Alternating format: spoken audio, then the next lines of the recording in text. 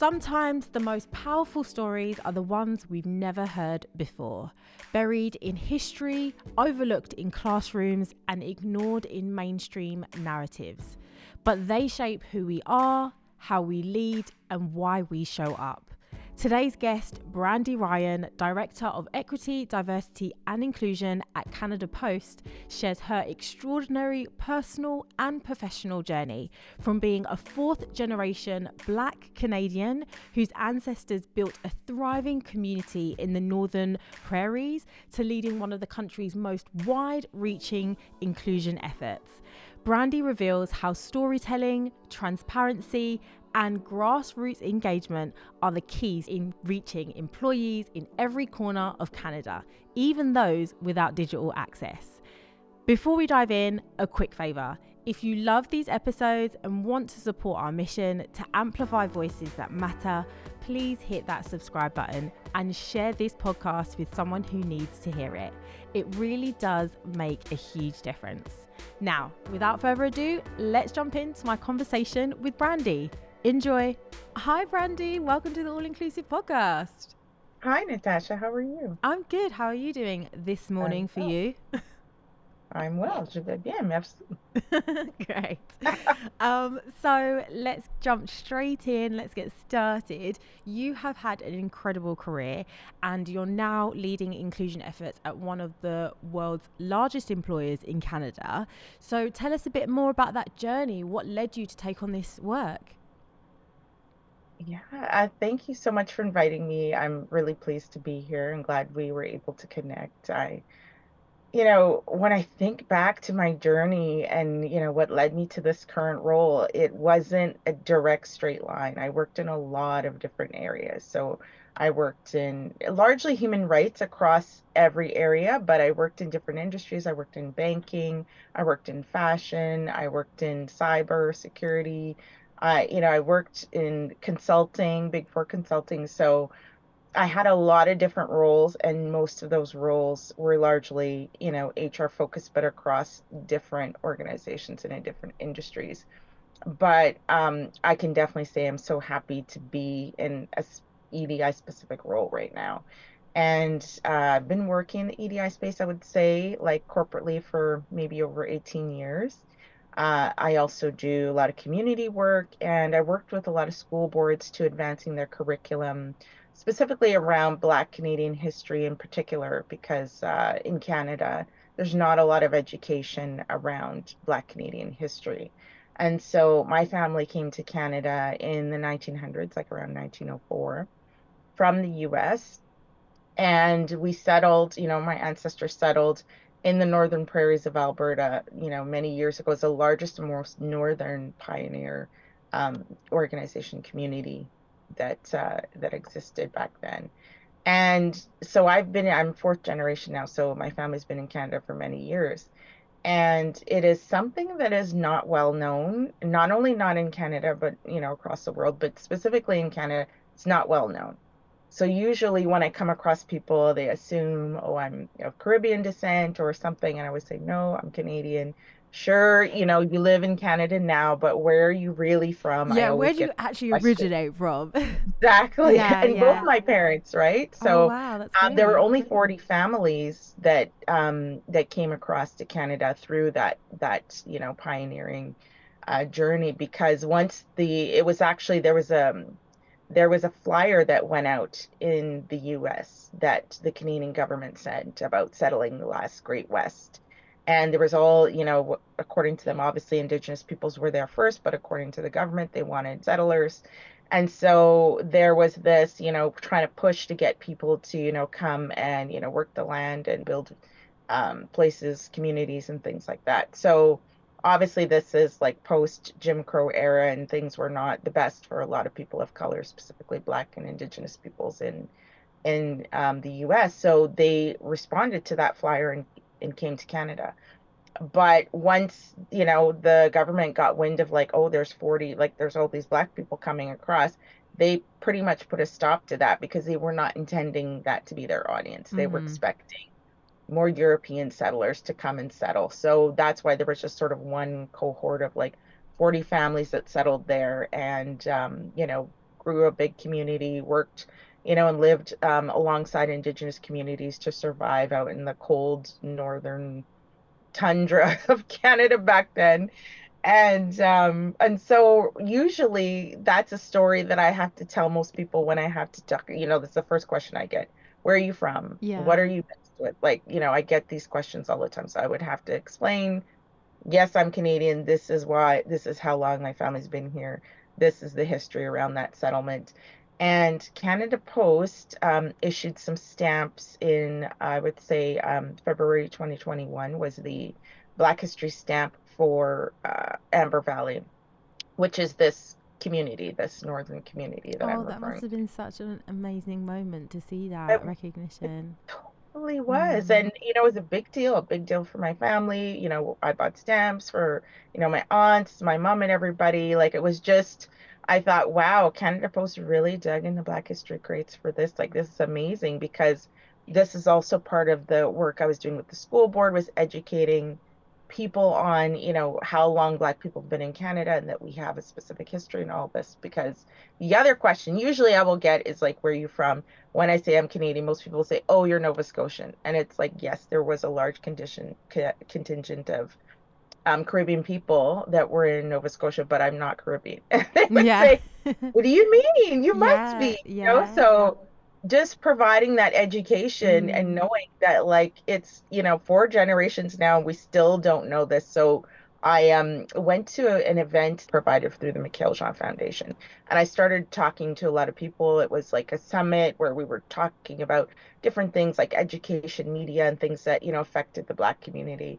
And that is sort of how I got into connected to people in education who heard about my story and thought, how do I not know this as a teacher and educator? Would you come and speak to the school board? Would you come and speak to the teachers? Help us with some curriculum. So I was doing a lot of that work. So all of this work I was doing on the side of my desk, I was doing a lot of, EDI work, starting, diversity committees like back in the day before it was even a thing in a job, when it was just diversity committee. Yeah. That's, when I sort of started. So, I see these stamps, it's a big deal, kind of post, send it around to my family. I had been in the same organization for many, many, many years, and I had expected to work there until I retired. I loved the company, it was definitely something I enjoyed working. It was a great professional situation. I learned so much. And then someone reached out to me from Canada Post, like maybe 3, 4 months later, and I said, you know what? I will have this conversation because I was so impressed that, they were actually making an effort and they were demonstrating that they are trying to highlight, the diversity of our country, which so many other companies don't have. And Canada Post has a unique reach. Like, they're every single, community across this country, there's a duty to ensure that we are serving people all across the country. So I thought, wow, what an opportunity to really connect all across the country to all different communities, Black, Indigenous, and, people from other diverse groups. So that was really kind of what intrigued me, but it just so happened to be like right after there was a big deal for my family with the stamps. A couple months later, they approached me and said there's this opportunity for EDI, and I, was a little, okay, let's see, we'll have the conversation. But the other thing that really struck me when I was having the conversation with Canada Post was they had a very diverse interview panel. I was interviewed by a very diverse panel.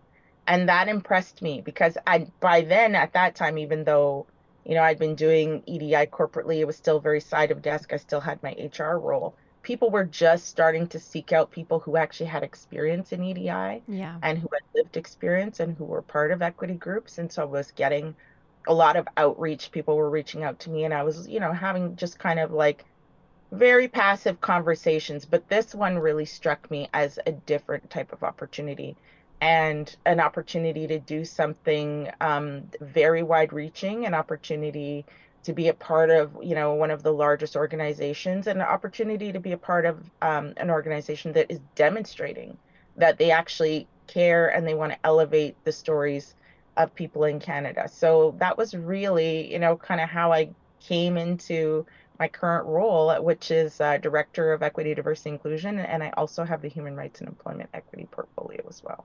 Oh, that's wonderful. What an incredible journey. And I think it goes to show an example of when an organization really puts their words into action, and that it not only shows to the world that we care about this, we want people to know and find out more about underrepresented groups and our history, but also it's an opportunity for potential talent to see that this is an organization that, oh, actually, like maybe I could fit in here.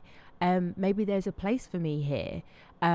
So it's great. I mean, you of course last year also got your own type of recognition. You were named one of Diversity Canada's top 10 diversity and impact leaders. Fantastic. What does that sort of recognition mean to you, and why do you think your work stood out? That actually, and thank you for mentioning that. That recognition meant a lot to me, honestly. That was a recognition where you have to be nominated. So I was nominated by one of my peers and someone who'd known about my work for many years. And I believe the person who nominated me knew that I had been doing this work grassroots, like as a second job, side of desk for many, many, many years, and just making sure that you know what, I'm going to be there. I'm going to just keep trying. And, funny enough, when I was doing that side of desk work, we had a large organization in the company I was working for that had different ERGs, and there was an ERG for Black professionals as well. And I would always be, trying to champion these initiatives and, oh, we're having this lunch and learn and then go around and recruit people. Come, come. If we don't come to these things, there's not going to be anything for us if we don't attend. And sometimes there was a sentiment like, why bother? Why should we even bother doing this? It was a Mm, Brandy, why you keep going on with this, this EDI thing or this diversity and inclusion thing, because we're not seeing much change. And some people really get dejected and they're like, what's the point? Right? Like nothing really changes for us at the end of the day. yeah, And these were some people I knew who, had reached a certain level, maybe manager level in the organization, and had been at that level for years and years and years with excellent performance reviews. Like, why had they not, gotten a chance to succeed or getting these opportunities? So I would just, I just kept on saying, I've always been one of those people who I can't sit back and complain about things if I'm not willing to be the one to try to affect change. So I felt that change is not going to happen without us, because if it was, it would have just happened organically, and it right. hasn't happened yet. So we have to be a part of the change because we care, because it affects us directly and it's important to us. And, we see now, with the rhetoric that we hear about EDI now, that once something affects a group or, some people, then they start to care and then they want to get involved. So that to me was super important. I didn't want people just, making decisions for us. I'd seen so many EDI leaders who didn't have any lived experience, were, just taking this on because they thought it was fun and not really having the care and commitment that you require, as an EDI leader. So for me to be recognized after all those years was just, it was so, it was a beautiful moment for me. It was very affirming. Most people that knew me or knew me, my work in the space for many years, congratulated me. And it's something I will always cherish, because it just kind of, you do this work without the recognition. It's hard work. It's very personally taxing, it's very mentally, there's a EDI fatigue out there, right? Yeah. It's not easy. So to be recognized for that work meant so, so much to me. And I think, I reflected on, thank goodness we're in a place now where people like myself, or people, others who, have other stories and other backgrounds and other ancestries, that they're actually getting opportunities to do this as like real jobs. Because as I mentioned, like when I started, it was just diversity, that was diversity inclusion. Then it was, equity, diversity, inclusion. Now there's all these, other acronyms. You could have JEDI, you can have DEI, whatever, IDEA. So, the space has changed a lot since I started, But when we got to the place where there were actual real jobs for this, I remember my husband saying, "Wow, aren't you excited now? Like you've been doing all this stuff on the side of your desk for free, and now there's real roles that you can come to and come with experience." So that it meant a lot to me. I love my job. I love what I do. I love working in the EDI space, even though it's challenging. Um, I just think that people don't understand that it affects every single one of us. And I'm a firm believer in being a part of the change as opposed to passively sitting back and expecting that change to happen. Yeah, I think it definitely starts with us, right? And it's not, and I say that in terms of when I say us, I'm saying not just people from underrepresented groups. I mean literally every single person, because diversity, equity, inclusion workplace culture, it involves everyone. And I think more importantly, those that are from underrepresented groups, it really means even more that we take that step forward and do whatever we can, whether it be big or small steps. Because as you said, change won't happen unless we actually do something about it, right? This episode of All Inclusive is brought to you by Paradigm, the platform that helps companies build innovative, high performance workplaces for everyone. Anti diversity activism is currently surging in the mainstream, challenging corporate DEI programs. But the data tells a different story.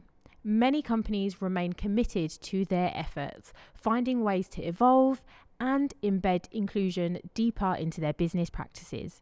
That's why forward thinking leaders partner with Paradigm. Their latest report, The State of Culture and Inclusion, reveals how companies are navigating the current climate and driving real progress in 2025. Click the link in the description below to download your free report today. You've touched on a little bit in what you've just said about kind of your what this recognition means to you is that engaging people into what this work actually is and into the initiatives and the programs that you've put together in your experience. So I mean, a lot of organizations rely on digital tools, for example, like email, virtual meetings, to really connect employees with inclusion efforts. But not all organizations always have that sort of option. I know, for example, like Canada Post, like a large sum of your workforce is all kind of remote, basically. They're not always at desk. So, in those sorts of workplaces where employees might not have that constant digital access, how can organizations still keep that engagement level up? Like, how do we ensure that people feel that they are being heard? That's actually a very good question. And, I have really learned over the past several years that when you have large organizations and the majority of your workforce is not desk, work employees, that it is quite a challenge to connect with people virtually. You may have employees that don't even have laptops, don't have emails. And with that, especially if you think about a large organization that's, in different locations or across the country, there's so many logistical issues that come into play. And, I'm so lucky actually when you think about organizations like that, to be honest, one of the only ways that you really can truly connect with or send information to every single employee is through the mail to their house. So, if you're lucky enough to work for an organization that has that Yeah. network and is able to connect and send information to every single employee's house, that's definitely the way to use that. And in Canada, using Canada Post for that is basically, the way to do that. And in addition to that, you really have to grow and support grassroots organizations because there has to be some in-person presence. And obviously, if you're in a huge company, with thousands of employees, you don't have the capacity for everyone to be everywhere, right? But there's always people in every location who truly do care about their fellow coworkers and care about making that workplace inclusive and care about having a great work experience with each other. I mean, we spend the majority of our day at work, right?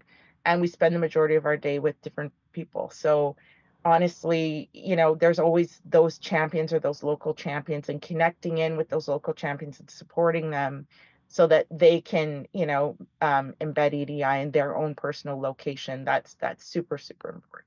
Oh, yeah. I mean, that's actually quite interesting. It's using the post. It's like winding it all the way back. And like, yeah, and conveniently for the organization that you're working for now, that's probably a fairly simple task, right?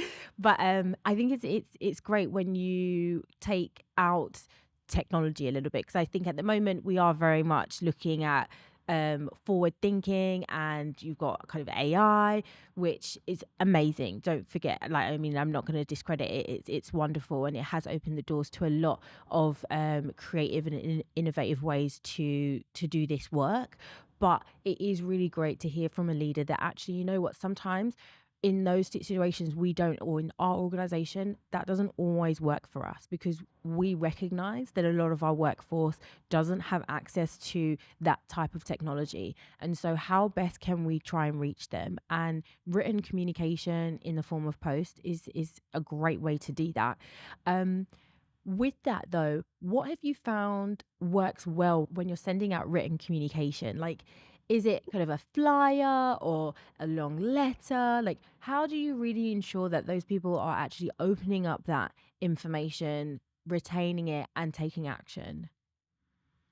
That's such a good point. And it honestly was a big shift for me because I came from an organization that was highly technical. And I came from an organization where if I was going to do something, I'd just send out an email and everyone would know about it. And, so it was quite a shift for me to try to think, outside the box and say, how do we operate and how do we make sure that we are communicating and connecting to people, that they know what we're doing, that they feel a part of this and they don't feel like it's just something happening in the organization that has nothing to do with them. So how do we let people know that we're trying to do things and have initiatives that are important to them and that we hope are relevant to them?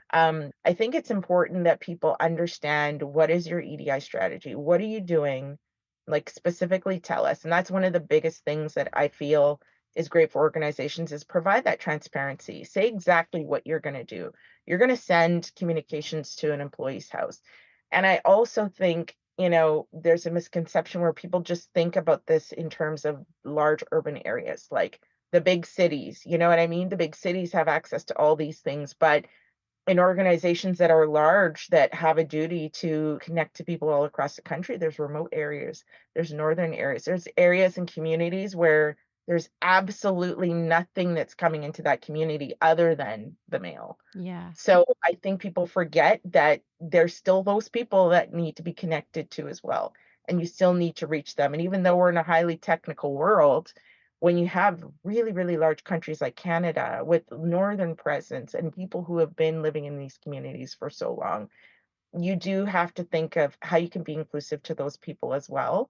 So that's where that inclusion comes into. And it's not just like, we're not just focusing everything to people who sit in front of laptops all day like me, but how do we make sure people who live in those remote areas, who are hard to reach, or who, only have access to mail, that's, you have to include those people too. And I So guess I it's think tailoring that communication as well, like being aware of that and knowing that, okay, some of our workforce in these bigger cities are going to have a need or understanding of this work a little bit differently to those that may well be more remote. So, what can we do, and how can we tailor our communication so that it lands well with them and that they understand what we're doing? Yeah, we send out an annual EDI mail out that lets people know, what are our top initiatives every year. We let people know what's going on, and we also can utilize things in local depots like ITV slides, or also another great way to encourage communication and contact and feedback from employees is if you have a confidential email, so a diversity inbox, or some way for people to connect in and say, this is great, or here's my feedback about that, or I'd like to see this. That way you give, there's some sort of way to communicate from folks, because most people have a smartphone or most people have a personal email as well, even if they don't have access to a laptop. They can use their phones if you utilize QR codes. So we had created an anti-racism and anti-discrimination charter, and it was a flyer format, and it was also in every single retail location. And people could go and look at the QR code and connect to that, and then go online and see sort of, the broader version of what all of that entailed. We had definitions, we had all of that stuff. So I think, there's ways to be creative about it. And it might take, some time and some brainstorming, and you have to connect in with your communications team and connect in with your distribution teams to see what's possible. But sometimes the solution is not always technology, right? Yeah, no, I love that. Well, I want to talk a little bit more about kind of representation with you. Many organizations are working to increase their representation for historically underrepresented groups. What does meaningful progress in this area actually look like? I think, paying attention to your equity numbers and representation is very, very important. In Canada, um, legislatively, we have four equity groups that are measured in Canada. So it's Indigenous peoples, women, visible members of visible minorities slash racialized people, and persons with disabilities. And those are the top four that are those equity groups are measured. And depending on your country, that could be different. I know it's different in the US and it can be different across the world. But in Canada, it's those four equity groups that, organizations can measure and report to the government on if they're meeting those standards. So, standards meaning the goal is to try to strive to meet 80% of the Canadian labor market availability. So the CLMA. And the CLMA depends on which sector you're in. So there's a CLMA for your sector, whether it be transportation, financial services, whatever, right?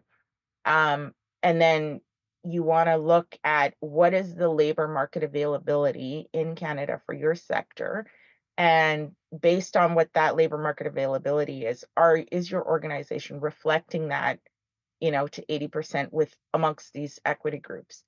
And I think it's so important to measure that annually for every organization. We do annually measure that by using an annual equity census survey. So you can start to capture that information when employees start with the company. They have the opportunity when they're coming on board to, identify themselves through the equity census. And then once they're employees, they should have the ability to change that survey at any point in time, because one thing people forget about is your identity can change. You can become someone with a disability. You can become someone who goes through a gender change, right? So making sure that you're keeping that data, that you capture it, that you measure it every year, so that you know if where your organization is sort of falling through the gaps, or where you maybe need to focus more. And an example I can give is, a couple years ago, we had this global pandemic across the world. And I happen to work in an organization that is very highly represented in terms of women, which is one of those equity groups we talked about. And women has always been highly represented. But what we found across North America, so this isn't specific to my organization, but across America, oh, sorry, across America, across North America, that women had to leave the workplace when COVID happened, when everyone had to stay home, when the kids weren't in school, when, there Yeah. wasn't daycare open, things like that. So we saw across the continent that numbers of women in the workplace dipped during COVID. So if you were not measuring your equity data, you would not realize that that was something that perhaps may have affected your organization more than others, even in organizations where there's a high representation of women. So if we look at that example, it gives us an idea to say that you can never take your eye off the ball, even when you're doing well with one of these equity groups. I think a lot of people just think, okay, we've hired, X amount of people from this Right. particular group. We're good Mm-hmm. now. Our work is done. I've heard people say we don't need to do these things anymore. It's all done. But if you look at the data shows that we still have work to do. The data shows that you can't take your eye off the ball. You have to keep measuring to see where you are, to see where your gaps are, and where you need to focus to ensure that you provide representation. The Employment Equity Act in Canada does, outline to employers what their duty is in terms of removing barriers and ensuring that people have equal access to opportunities. And I think that's a fantastic example to give to everyone that's listening today. That yeah, it's not a checkbox exercise. You don't just all of a sudden hit your milestone and be like, "Yep, we've made it, we're done." And also keep doing what you've known in the past to be successful. Because if you don't review your data on a regular basis, then what you were doing that worked last year might not work this year, because in your example a lot of those women have left the workforce. So it's I I love that you've shined a light on the fact that we always need to, the world is constantly changing, and therefore we need to make sure that we're staying on top of that and adjusting and pivoting and being flexible with how we do this work to ensure that we are continuing to provide an inclusive environment for people that come in the door, and that you're meeting the expectations of equal opportunities for everybody. um Now, a lot of organizations do struggle to actually put these good intentions in practice. And you touched on it in your experience when you were applying to Canada Post. They had a diverse hiring panel, which doesn't happen very often. I'd like to say that it is happening more often now, but there are still a significant amount of organizations that just don't get that, and don't offer that. So, what is one shift that leaders need to really make sure that they do to commit to actual real impact, such as diverse hiring panel? I think that's such a great point, Natasha. And honestly, in my experience, and in the experience of many other um, candidates, is that representation matters. And this is why it's important. This is why it's important to have representation in roles like mine and in leaders in EDI. It's important to have representation throughout human resources and in your recruitment team. You're going to struggle to recruit Indigenous peoples if you're an organization that doesn't have any Indigenous people on your recruitment team. People are going to see that and say, is this really genuine? This is a place where I can work when you don't even have anyone who looks remotely like me at all in HR. Like, representation matters to people because otherwise it just looks like you are all talk and no action. If you don't have your own house in order, how are you selling this to candidates and making them believe it if they can't see it? So I think that's super, super important, having diversity all throughout HR and especially in recruitment. In one of my previous organizations, I kind of did this sort of like grassroots EDI recruitment wherever possible because it was needed, but we didn't have like an EDI recruitment um, process. And even if it was proposed, a lot of people would say, "Oh, we don't need that. We recruit, we hire everybody. We, look at all people and all of this." But when you look at the numbers or you look around the organization, you can see that maybe that's not the case. So if I saw a group that was all men and didn't hire a woman for X amount of years, I would say, okay, well, let's take a look at these candidates. Like, walk me through. There's some really good candidates here. Here are some women. Like, do you have any issues with these people? And if so, let's talk about it. And a lot of times it's people just have that, there's a lot of bias in terms of recruitment and hiring. And people just sometimes think about, well, I have to hire someone. There's all guys here, so why would I hire a woman? How's she going to fit in? How will she feel? And just making that assumption for the woman instead of knowing that there's many organizations where there's the only woman on a team, there's the only black person on the team, there's the only black person in school, there's the only indigenous person in their whole department. Like, that happens, but you have to start somewhere. Yeah. Otherwise, you And that shouldn't continue be a reason not to hire them if they meet exactly. and they will be a good candidate. I mean, I know we hear often, and something I hear often is that idea of kind of creating more opportunities for one group means that you're going to be taking away from another. So, how can organizations really shift that sort of mindset and create a culture of, well, shared success? Like, it's not taking away from any one group. Yeah, and I love that question because I get it so often. And I was privileged to be asked to be part of a panel for the ESTC with the government, and we talked about this. And this question comes up honestly almost at every single EDI initiative or convention or whatever. And I always find it quite fascinating because I think what people don't realize is that preferential hiring always existed. Preferential hiring has always been the norm.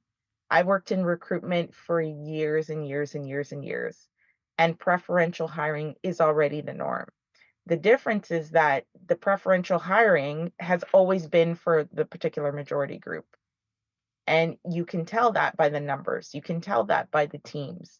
And I say this all the time. If diversity and inclusion was going to happen organically, it would have happened already. Why do we have to put these initiatives in place? Why is it 2025? And when you look at the data of representation and when you look at who's in your company, manager and above level, who are the leaders, who are the CEOs, there's barely been an uptick. So this misconception that EDI initiatives have unfairly given an advantage to people from equity groups, you would see that the number of executives who are identified as persons with disabilities or indigenous peoples has skyrocketed. It hasn't at all. It's been a very, very small baby steps, one at a time kind of, process. So there's so first of all, it's just simply not true. Secondly, it's not pie. Like it's not, there's only one slice, for you. That means there's no slice for me. There is room for so many people. There was room for all of us. And this idea that, when you have a race, there's only select number of lanes in, every single race instead of, marathon. It's not like when you look at marathons and everyone can join and everybody has that opportunity. It doesn't make someone less likely to be able to finish the race because there's other people in that race in the marathon. And EDI is a marathon, right? It's not a sprint. So there's not just a select number of opportunities for only a select bunch of people. It is really thinking about that journey as being a marathon, as being everyone can take part. And whoever, is qualified, like no one is saying, hire Yeah, people who are not it's qualified. That's the literally, next I thing, know, I right? think it's that mindset of trying to get people to understand that we're opening the doors wider. That's what we're trying to do. It's not a small door anymore that only people from this particular area or who look this certain way are allowed to step through. It's a wide enough door, and we're just making it a little bit wider to ensure that everyone has an equal opportunity to thrive, which historically they have not. So I totally agree with that, Brandy. I know a big part of fostering equity is ensuring hiring and promotion practices are fair and accessible, and so it's great to hear that you as a leader are trying to get that message out. I hope this question, I want to say I hope this question continues, only for the fact that we can continue to share the correct understanding and get people to understand what this work actually is and what we're trying to do. So hopefully we won't have to answer that question much longer. But as the world is going at the moment, it seems as though that we're probably going to be repeating ourselves a little bit more, which is okay. If it means that we're going to be reaching more people, that's absolutely fine. So for you, what is one change that you would like to see organizations make to ensure that we are creating more equitable career opportunities? I think it's really important to ensure that you're looking at your promotion and data within your organization because I think that's the next step. Is a lot of people think, okay, I've hired X amount of people, just like we talked about earlier. My work is done here. The problem is the majority of equity hires usually happen at the front line or lower levels within the organization. And I remember actually having a conversation with an executive at a huge company in Canada. It's a company I've never worked for, but we were talking about leadership opportunities and leadership academies specifically for people of color and what a great experience that can be for organizations. I was a part of that and I thought it was really great. It doesn't promise people promotion, but it prepares people who have never had a chance to experience mentorship or anything like that to get that experience and prepare themselves to be ready when promotional opportunities come along. So we were having this conversation, and this person said to me that they believe that in order to achieve that, that they are now just going to um, perhaps start hiring people at higher levels. And so I said, yeah, but look within your organization and see, like, look and see who's been effective, who's had constant year after year, like really high performance reviews, who's already just knocking it out of the park within your organization, and what are the reasons why? Are there barriers why this person isn't being promoted? Why are they being overlooked? Is there extra coaching? Is there mentorship? What can happen, right? And they just said, well, I'm not going to worry about that promotions. I'm just going to maybe perhaps hire a couple of people at higher levels. And I just kind of said, like, imagine being in a room full of people from that particular equity group and saying, don't you worry about getting ahead of your promotions. We're just going to hire externally at levels above where you are now. How do you think that's gonna resonate, right? Like, Mm. it's not the answer. The answer isn't, "I'm not gonna look at promotions, I don't wanna see why." But a lot of organizations don't wanna lift that rock, right? They don't wanna look under that rock to see why. Are there barriers happening? So I would say, looking at promotional opportunities, looking at mentorship. Mentorship typically happens organically as well in organizations. People, I think that person has great potential. I'm going to take them under my wing, right? As opposed to, there's some equity groups who never have access to leaders like that and don't have those opportunities. Or maybe, they are the only person in their family's ever worked in a corporate environment, and they're not sure, how to navigate that space. So I think that looking at your promotional data, making sure there's opportunities, and having some sort of mentorship opportunities available to people with equity groups would be a great recommendation. Yeah, I totally agree. I think it's important. It goes hand in hand when we're thinking about hiring. It's also like that talent retention as well. So if you are finding that you've got loads of people coming through the door at an entry level, why are they not moving up? It's such an important question that you need to ask for yourself in order to ensure that your organization continues to be successful and continues to grow in its success. You can't just simply rely on hiring externally, because you probably most likely have amazing talent already within your walls, which will save you some money. Yeah, which, exactly. which And being can save you fair, some money. yeah.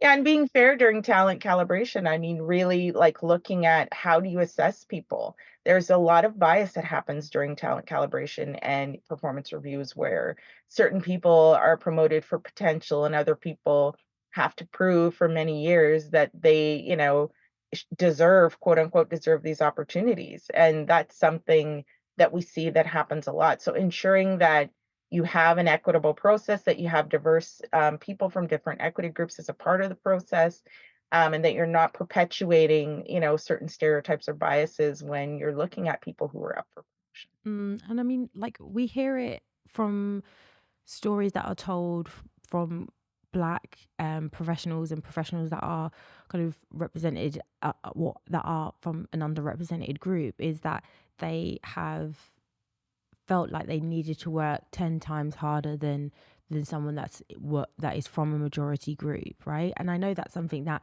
it was like an unspoken thing for me when I grew up, was that when I got into the workforce, is that like I'm naturally going to have to work harder, make sure that my voice is heard, make sure that I'm seen in the room as somebody that has the potential to grow. I've always kind of felt that, and I think that that is one of the reasons why I love the work that leaders are doing to try and ensure that there is fair and equal opportunities for everyone. Is that actually people don't come into the workforce feeling that they have to work 10 times harder than the next person just to get half as much, right? Um, so looking ahead, before you leave us, I want to find out from you, what is in store for the future when it comes to workplace culture and inclusion. What's one thing that you are foreseeing in the future over the next couple of years here? That's such a great question, Natasha. And I would say that I think one thing that people really need to realize about what's happening in the future, especially, when I said I'm happy to be working at EDI, especially now at a time like this, it's because now is the time we need it the most because there's some rhetoric and there's misconceptions about what is EDI exactly. And I think people are referring to it incorrectly, out there in some larger circles and in the media and kind of misrepresenting what EDI is. And one thing we have to understand is that EDI affects every single person, whether it's, ageism or whether it's, marital status or things that people don't realize. There's still bias and stereotypes and disadvantages and barriers for people because of all of these things. It's all EDI, like EDI is not only specifically for members of visible minorities or people of color or persons with disabilities. It's every single one of us at any point in our lives. Even myself, I identify as a person with a disability. I had a disability later in life. I wasn't born with it. And that can happen to anyone at any time. And when I talk to people who say, oh, persons with disabilities aren't going to be as good enough, and, I'm concerned about hiring them. And then I would say, I have a disability and I'm very high performing. I mean, it always shocks people because their idea of what a person with a disability looks like is not me. It's very different. So, and it can happen to anybody at any point in time. You can be typically abled and then all of a sudden have these challenges. And we have to understand that we have the most inclusive generation coming up. So people who think that EDI is like a choice that they can stick their head in the sand and just say, we are not going to include any people from these groups and we do not accept people from, who identify in certain ways. That is, unfortunately not going to work. There's like this resurgence of people who are trying to hold on, like the death rattle of this grip of trying to hold on to, the olden days when the good old days when we could exclude people whenever we felt like it. This generation is coming up is the most inclusive generation that we have. People are more in touch with themselves. People are more understanding in terms of identity being on the spectrum, of mental capacity being on the spectrum, all of these things. And they are coming into the workplace. They're going to be the taxpayers that's, supporting the population, right? So if you tell this generation that's more and more inclusive, inclusion is moving at a fast pace. It's not feasible. Like it's not something that you can choose to not accept. It is happening in the world. The EDI train has left the station. So you can stand on the platform if you want to and let the train go by, but everyone else is on that train and it is moving quickly. So, hopefully you realize that we can pick you up wherever you are, at whatever station you're at, you can still get on that train. But if you refuse to acknowledge that these diverse generations that are coming into the workplace are going to tolerate not being accepted and not having opportunities, then it's unfortunately you're mistaken. So I think that's one thing to really realize. Like when I started this work long ago, and I think I told you I identify within different equity groups. I remember speaking to someone and they had said to me, I look around this room and I don't see a need for us to have diversity inclusion. Like, I don't understand, I don't get why you even care about this. Like, it's not important to me. And then, now this person reaches out to me and says, my, daughter has now married someone same sex, or my children or grandchildren identify differently. Like, it's now coming into their own personal world. And now they realize, oh, is this what you were talking about? Yeah. Oh, Like this is what how you many mean. years ago, right? Yeah. And I think it's so important that we like that people understand that is that it's not just simply, oh, we're just propping up black people now. Oh, we're just making loads of women come into the workforce. It's literally every element of our being is offered an opportunity, is giving a fair chance to everyone, because you can fall into numerous categories at any point in your life. And I think really honing in on that personal story as well, and trying to tell people should tell their stories so much more. I think the power of storytelling is so important, and I love that example that you've given, Brandy. I mean, I have thoroughly enjoyed our conversation today. I mean, you've given such valuable insights and perspectives. Your journey is incredible. The work that you're doing is amazing. Um, Before we do wrap up, what's one thing you would like our listeners to take away from this conversation? Well, thank you for inviting me, Natasha. I really enjoyed this conversation as well. Thank you for reaching out. And, it's just, like I said, so nice to see people out there doing the work and being a part of the positive change, which is great. So I think what would be great for people to take away from this is to understand that, you know, because EDI affects all of us, we can all be a part of this. We can all be a part of positive change. I've never approached EDI from the lens of like walking around smacking people in the wrist and telling them you can't say this, you can't say that, you can't do this, you can't do that. That is not I don't think an effective way to think about EDI. I think it's more effective is that we're all products of our environment and we were all raised in particular ways and we're all still able to learn and to change. We can change habits very easily. If you think about COVID that we talked about, how quickly did we change overnight? Like so many things in our lives we completely changed. Change is possible, we're all capable of it. So just remember that it's about that journey and it's not about being perfect all the time or people expecting you to be politically correct all the time. It's about allowing yourself the opportunity to learn and so that when you know more, you can do better, right? I think that's a really important lesson. All of us, there's no exceptions, right? We all are people who can continue on that learning journey and want to be more inclusive people.